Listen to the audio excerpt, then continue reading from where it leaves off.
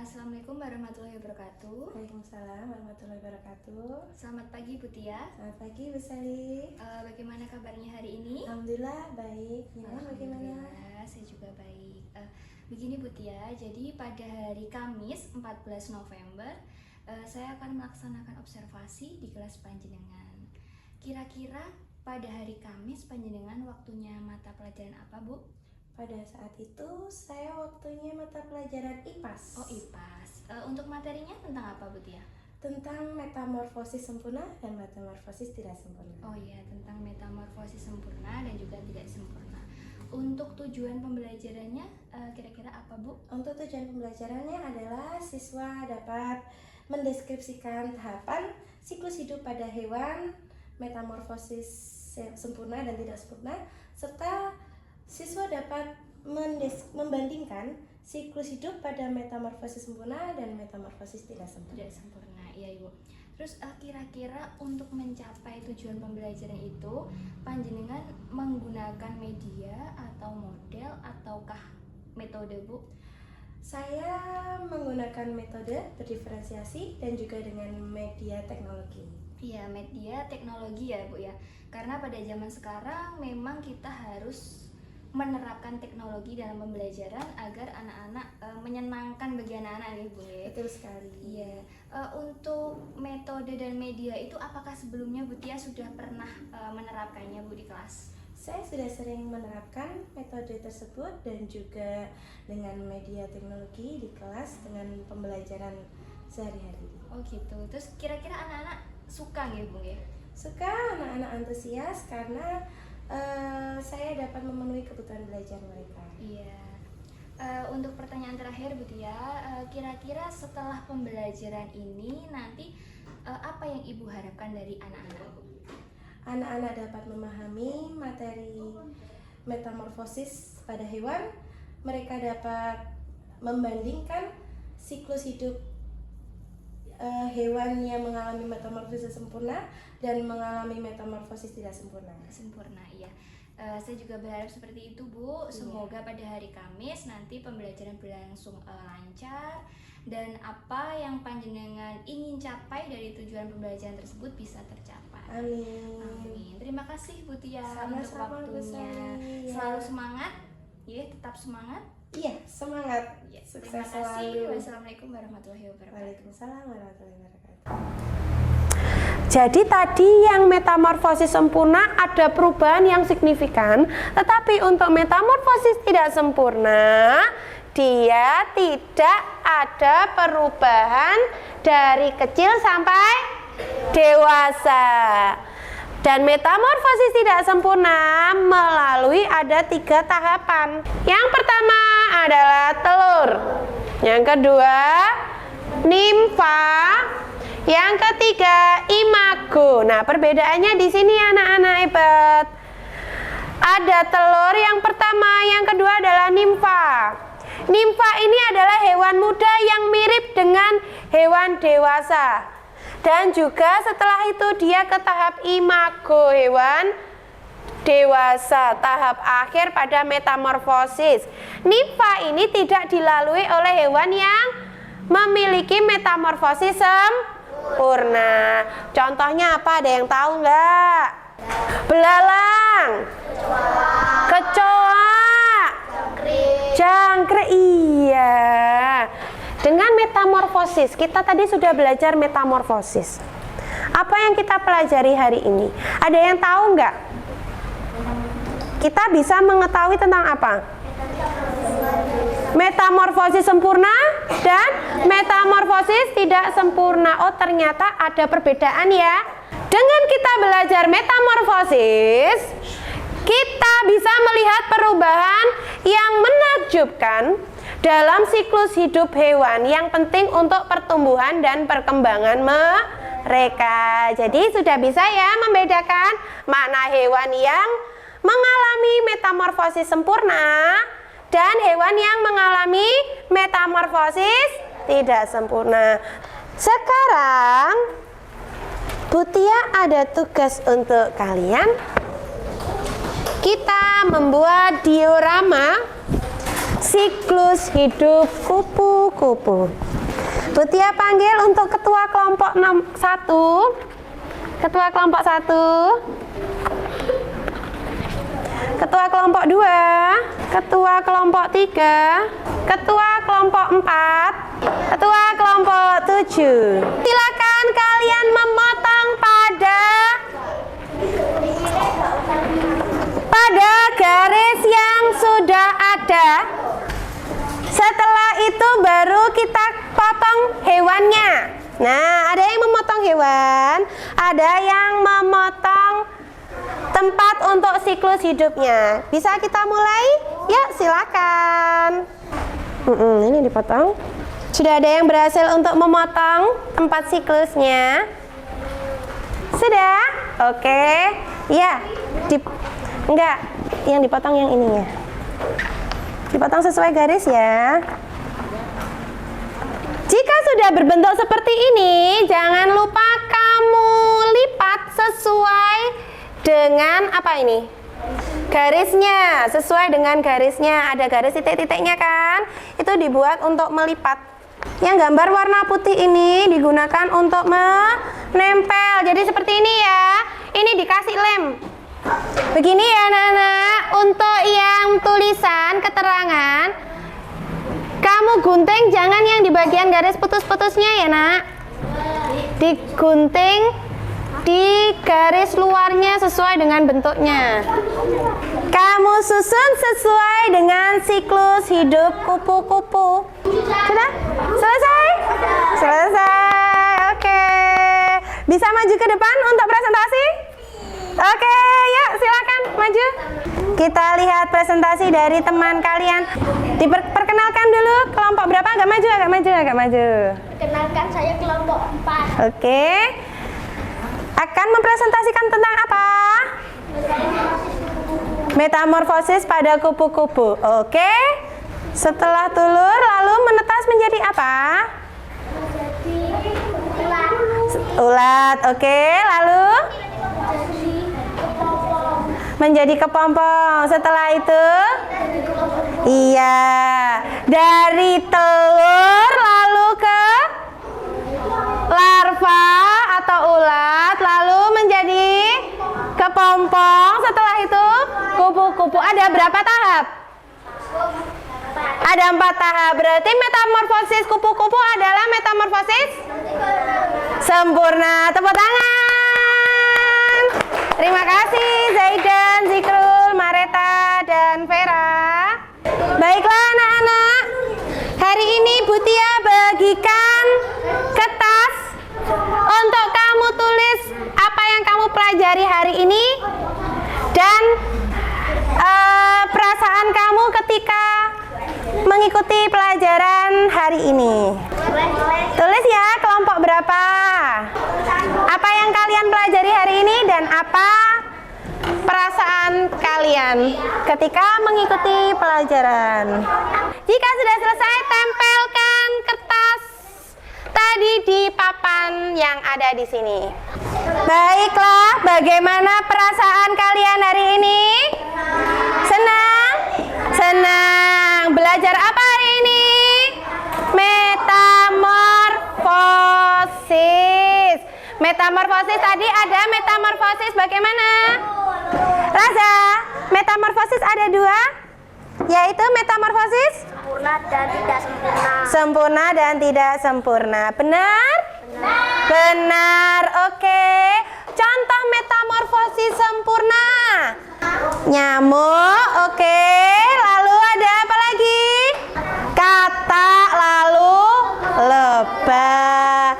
Sedangkan metamorfosis tidak sempurna. Contohnya kecoa. Apa lagi? Jangkrik. Benar. Terus apa lagi ya? Kecoa, jangkrik, terus apa lagi? Belalang. Ya. Sebelum kita mengakhiri pelajaran hari ini, sampahnya sudah dirapikan? Sudah dikumpulkan untuk nanti dibuang di tempat sampah. Terima kasih Raza, terima kasih Reza sudah mengumpulkan sampah teman-temannya. Halo. Halo. 3A, halo. Hai. Tepuk 1, tepuk 2, tepuk 3, tepuk semangat.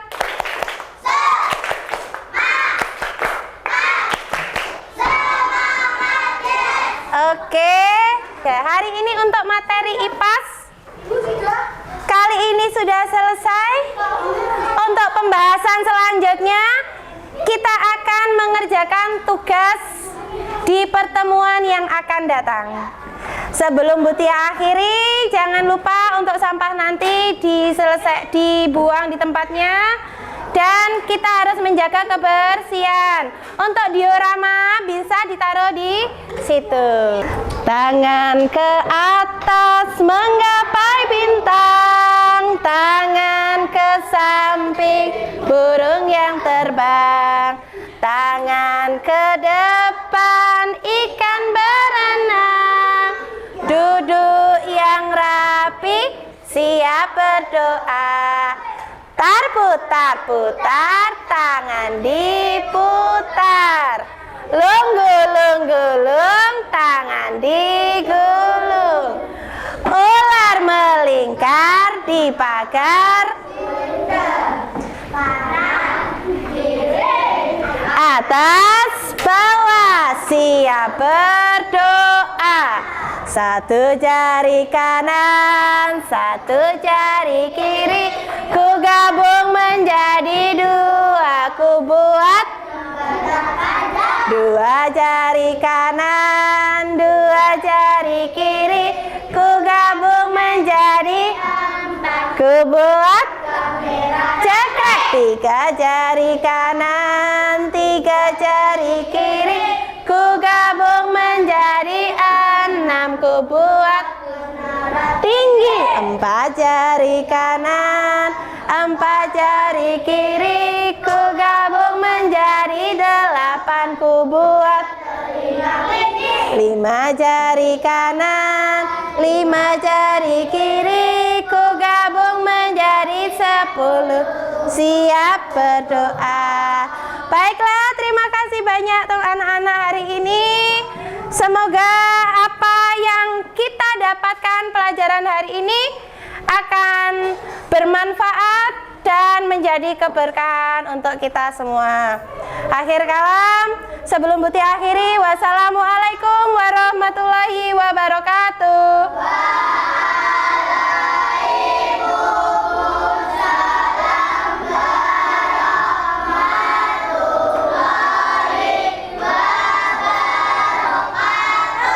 Terima kasih. Assalamualaikum warahmatullahi wabarakatuh. Pada hari ini saya akan melaksanakan pasca observasi bersama Bapak PP, yaitu Pak Eka Yudi dan juga Ibu Nursina Septiani. Selamat pagi Bu Tia. Selamat pagi Bu Selin. Bagaimana kabarnya hari ini? Baik, alhamdulillah. Bagaimana dengan Bu Selin? Alhamdulillah, saya juga baik. Nah, terkait supervisi akademik yang sudah kita laksanakan kemarin Bu Tia, jadi kemarin kita sudah melaksanakan observasi pembelajaran di kelas. Jadi di pasca observasi pada hari ini kita akan merefleksikan apa yang telah kita laksanakan kemarin. Iya. Jadi izinkan saya untuk memberikan beberapa pertanyaan ya Bu Tia. Silakan. Untuk pertama yaitu apakah Bu Tia kemarin waktu pembelajaran itu sudah menerapkan atau melaksanakan sesuai dengan modul pembelajaran yang telah Bu Tia buat? Untuk pembelajaran yang telah kita lakukan kemarin, saya merasa saya sudah melaksanakan sesuai dengan langkah-langkah yang ada dalam modul ajar yang saya buat, seperti pembukaan, yaitu dengan mempersiapkan siswa, lalu salam sapa, menanyakan kabar, serta cek kehadiran siswa. Setelah itu untuk kegiatan inti yang pertama adalah menuliskan tujuan pembelajaran, lalu mengajak siswa untuk ice breaking untuk membangkitkan semangat siswa, serta mengaitkan materi yang kita pelajari kemarin dengan hari ini, dan juga untuk penutup kita juga merefleksikan, menanyakan apakah mereka ada kesulitan atau kesusahan dalam pembelajaran, serta perasaan mereka sebagai umpan balik kepada saya untuk pembelajaran yang akan datang. Iya, terima kasih Bu. Jadi sesuai dengan hasil pengamatan saya, Bu Tia sudah mengajar dengan penuh energi. Terus kemudian Bu Tia juga melaksanakan pembukaan sesuai dengan modul. Kemudian pengucapan tujuan pembelajarannya juga sangat jelas. Kemudian adanya persepsi menyambungkan materi kemarin dengan materi hari ini juga saya kira sudah sangat jelas dan mudah untuk dipahami siswa. Kemudian Bu, dalam pembelajaran kira-kira ada nggak kesulitan atau kendala yang Bu Tia hadapi pada saat pembelajaran kemarin? Untuk kesulitan dan kendala di setiap pembelajaran pasti ada, yaitu yang pertama adalah kemampuan siswa yang berbeda. Yeah. Yang kedua adalah minat belajar mereka juga berbeda-beda, sehingga kita sebagai guru harus selalu mencari strategi untuk memberikan pembelajaran yang memenuhi kebutuhan belajar mereka di kelas. Jadi kita juga harus mencari-cari media ajar yang menarik untuk membangkitkan minat mereka untuk lebih aktif dalam pembelajaran. Iya, betul sekali Bu. Karena dalam suatu kelas itu memang terdapat murid yang mempunyai karakteristik yang berbeda-beda antara gaya belajarnya, dan saya lihat juga Bu Tia sudah menerapkan pembelajaran berdiferensiasi ya Bu, terkait konten. Jadi tidak hanya anak mendengarkan atau membaca, tetapi anak-anak diberikan suatu tayangan terkait materi. Iya, jadi anak-anak bisa ikut aktif dalam pembelajaran kita. Kira-kira ada nggak Bu cara panjenengan untuk menyikapi kendala tersebut? Untuk cara yang saya lakukan adalah yang pertama, selalu menggunakan metode yang berbeda. Jadi saya harus memberikan entah itu media ajar yang berbeda, dan juga bagaimana cara saya agar anak-anak juga ikut aktif dalam pembelajaran saya. Dan yang kedua, dengan membuat kelompok siswa, yaitu memberikan fasilitas kepada mereka untuk terlibat dalam pembelajaran. Iya, seperti itu ya Bu. Terkait pembuatan kelompok Bu, untuk pembuatan kelompok sendiri itu ada nggak kesulitan yang Bu Tia alami ketika membuat suatu kelompok pada anak-anak, terutama di anak-anak kelas rendah? Ada. Kalau untuk kelompok biasanya anak-anak itu kadang kurang nyaman dengan teman ini, jadi dia ingin dengan teman yang dia sukai, milih-milih teman. Iya, milih-milih teman. Jadi kita harus memberikan penjelasan, pengertian kepada mereka untuk tidak memilih kelompok. Semua teman itu sama. Berarti panjenengan sudah menerapkan tutor sebaya gitu ya Bung Ge, dalam pembentukan suatu kelompok. Iya.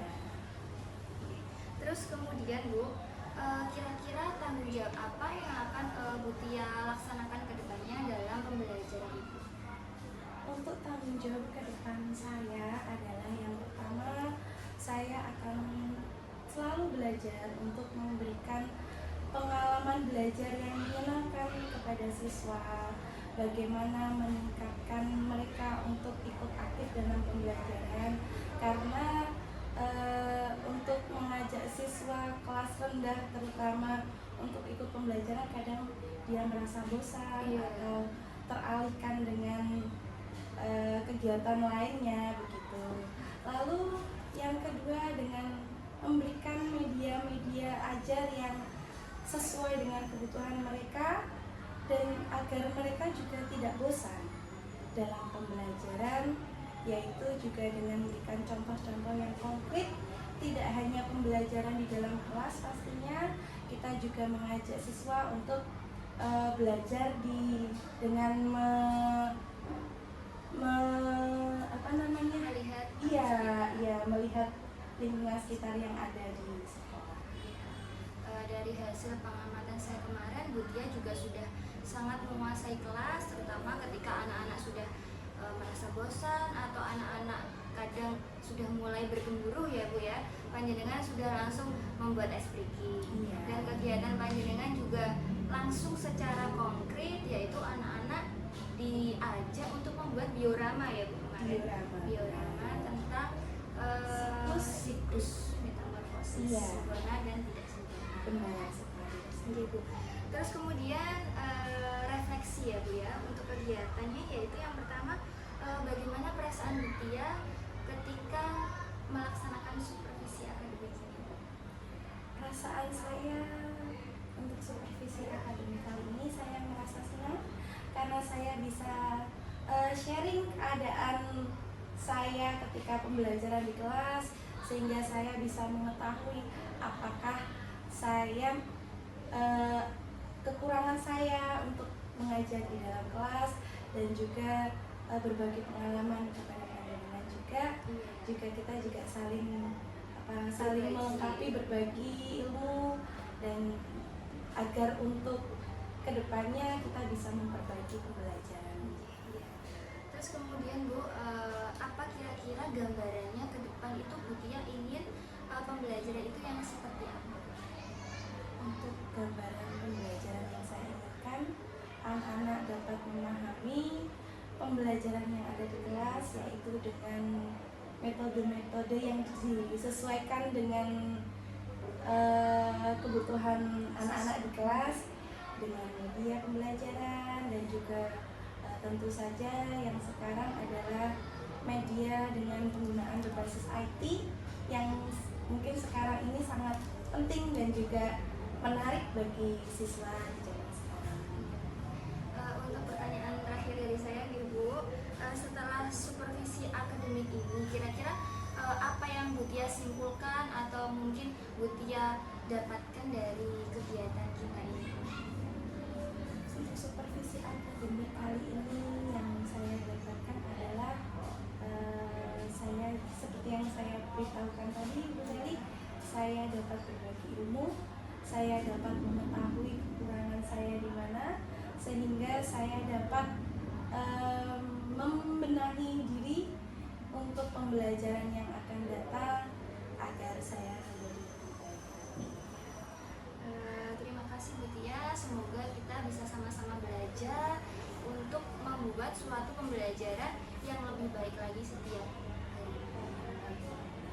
Mungkin Bapak Ibu ada penguatan Oh iya, yang bisa disampaikan? terima kasih Bu Sally untuk kesempatannya. Jadi kesempatan hari ini saya tidak akan mengevaluasi ya atau menilai, tapi saya akan lebih banyak mengapresiasi. Jadi kalau keseluruhan saya tadi mengamati ketika Bu Sally dengan Bu Tia itu melakukan sesi coaching, khususnya pada sesi pasca observasi, di mana saya melihat bahwa dari alur pembicaraan khususnya pada hal ini adalah sesi coachingnya itu, alur ceritanya itu benar-benar beruntut sudah dilaksanakan, jadi sudah dilakukan. Kalau untuk menanyakan perasaan itu tadi kan tentatif juga, tidak harus di awal, tetapi panjenengan tadi untuk perasaan itu menanyakan di akhir ya. Saya melihat juga bahwa untuk dalam coaching itu bahwa ada beberapa prinsip seperti hadir sepenuhnya, itu menandakan Bu Sally itu sudah melaksanakan. Kenapa saya katakan bisa hadir sepenuhnya? Karena apa yang disampaikan oleh Coach Bu Tia, panjenengan bisa mengulang kembali, menyebutkan kembali, entah itu hanya inti pembicaraannya apa yang disampaikan, atau mungkin beberapa, tadi saya melihat malah beberapa hal yang disampaikan itu hampir semuanya itu panjenengan juga istilahnya benar-benar mendengar sepenuhnya, dan tidak hanya mendengar tetapi benar-benar memahami. Itu adalah bagian dari coaching yang memang sangat esensi sekali di situ, tidak boleh tidak ada, justru itu sudah dilakukan. Terus kemudian pertanyaan berikutnya dari apa yang disampaikan kemudian diulang kembali kembali, kemudian ada pertanyaan yang susulan yang menegaskan atau menggali lebih dalam apa yang disampaikan coach, itu juga sudah disampaikan dengan baik. Dan saya juga mengapresiasi untuk dia sebagai coach itu juga tadi pemahamannya tentang hal yang sudah dilakukan selama observasi, itu materinya juga luar biasa tadi, menyampaikan tentang tindak lanjut juga yang disampaikan tentang nanti itu kan juga bagian dari tanggung jawab di dalam alur tirta dalam sistem coaching ya. Nah, itu tadi juga sudah disampaikan juga secara detail. Kemudian kalau kembali tadi di awal juga dia juga diberikan kesempatan melalui pertanyaan supaya dia itu merefleksi. Jadi merefleksi ibaratnya kita bercermin kembali atau kita mengaca apa yang sudah dilakukan. Dengan demikian kan coach itu akan mengingat kembali apa yang sudah dilakukan dan memungkinkan sekali coach atau dia ini akan menemukan sesuatu hal yang mungkin awalnya tidak terpikirkan. Jadi bisa saja ketika Bu Sally sebagai coach itu menanyakan kepada Bu Dia sebagai coach, bagaimana Bu kemarin, bisa diceritakan mungkin secara singkat. Nah, ketika Bu Dia itu menyampaikan kembali, bisa saja terlintas dalam benak, oh iya, apa ya tak buat seperti itu, harusnya lain waktu, mungkin ada sesuatu hal, mungkin metode apa yang tak masukkan biar lebih seru, anak-anak tidak jenuh. Meskipun penguasaan kelasnya juga bagus kemarin, jadi ketika ada suatu hal langsung mungkin disikapi dengan supaya tidak jenuh, pakai ice breaking dan sebagainya yang disampaikan tadi. Itu termasuk teknik coaching yang bisa membuat coach itu bisa mawas diri senantiasa, bisa berefleksi, tidak hanya berefleksi saja, tetapi juga bisa melakukan tindak lanjut ketika sesuatu hal ditemukan kurang sempurna. Ya, harusnya tak kasih gini ya, harusnya metode ini ya, harusnya tak kasih alat peraga seperti ini. Tiba-tiba muncul sendiri, tidak serta-merta harus mendapatkan informasi dari Bu Sally sebagai coach, tapi muncul dengan sendirinya dari pemikiran yang disampaikan oleh coach. Nah, itu namanya coaching kan seperti itu. Jadi sesuatu hal termasuk solusi atas permasalahan tadi ya juga beliaunya juga bisa kan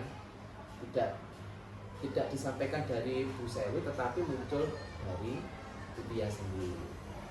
Itulah cara garis besar coachingnya, saya rasa bagus sekali, sehingga tadi alurnya juga runtut, bahasanya yang digunakan juga halus, maksudnya tidak ada banyak atau kita semua lancar lah.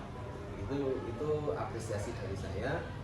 Dan mungkin kedepannya tentunya tidak ada hadir yang tak rentan. Pasti kita selama menjadi pembelajar kan sebagai guru kan mesti pembelajar sepanjang hayat, pasti akan banyak untuk mengolah diri, untuk mengembangkan potensi diri akan menjadi lebih baik. Tentunya kenal mungkin bisa belajar di PNN atau yang lainnya, bisa belajar dengan kitab teman sebaya atau media sosial yang banyak sekali untuk bisa mengembangkan diri. Saya rasa saya sangat salut dengan penampilan kedua, baik dia maupun Bu Sally. Semoga kedepannya semakin lebih baik lagi. Itu saja dari saya. Sukses untuk kedua.